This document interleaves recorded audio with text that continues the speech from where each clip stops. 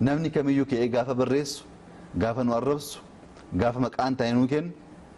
ija dimeeffannee nama sana ilaaluun barbaanne waan guddaadha kun guddina inni yaannu yaada ishee dogongora garuu namni yaada isaa ibsachuudhaaf carraa argachuu waan guddaadha kanaaf qabsoofnu waan ta'eef jechuudha garuu kan yaadamuu qabu namoonni akkasii kun gaafa jarri waa'ee kee akka barbaadan dubbatan inni kaanis dubbachuu mirga akka qabu immoo amanuu qabu an dubbachuu hin danda'a an arrabsuu hin danda'a an yaada koo ibsachuu hin danda'a ati garuu ibsachuu hin dandeessu taanaan kun farra dimokiraasii yaadni kamiyyuu haa ba'u haa barraa'u haa dubbatamu yaadni isa faallessu isa mormu jiraannaan garuu inni kaan dhaggeeffachuudhaaf qophaa'aa ta'uu qaba rafuu hin dandeessu nama jibbite halkan gubachaa bultaan bakka namichi hin jirretti inni isin argu haala keessa jirtu hin beeku ati garuu gubachaa bulte kana keessaa ba'uu qabna nama jibbuuf waan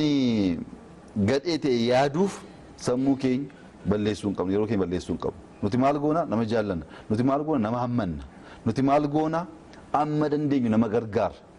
namoonni nu jibban jiraachuun akka malan garuu hin beenna addunyaan kun akkas waan ta'eef yeroo namoonni si jibban gadi buute jibba keessa oogalte dirree isaan irra taphachaa jirta jechuudha dirree waraanaa jijjiiru kan jennu kanaaf namoonni ajandaa bocanii ka'anii dirree itti waraanuu qabdan kana gaafa jedhan isa dhiisne achirraa ol baanee dubbii ilaaluun barbaachisa gaafa bokkaan roobu allaattiin simbirroon kan samiirra jiru hundi lafatti dhokatu barbaada bokkaan roobaa waan jiruuf bokkaa sana keessa jiraachuu waan hin dandeenyeef godoo barbaaddatu risa duwwaatu burqaa bokkaa sana darbee ol ba'a duumessa jiru kutee ol ba'eetu bokkaa gadi ilaala gaafa bokkaan dhaabbatu deebi'ee samiitti akka warra kaanii makateetu bali'uu jalqaba jechuudha nuti akka risaa ta'uu qabna maal goona rakkoon gaafa uumamu burqaa isaa dabarree ol baaneetu gadi dubbicha ilaalla malee gadi buunee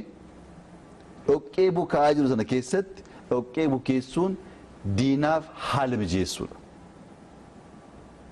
diinnis kan barbaadu gaafa bokkaa roobu gaafa rakkoon uumamu fagaattee deemuu dhiistee achi keessatti boocitee akka dhoqqee si balleessuudhaaf sunnaan malu sunnaan ta'u dirree waraanaa sun kan koomiti ani hin qopheessine yaada koomiteetteetu irraa fagaattee ilaalta.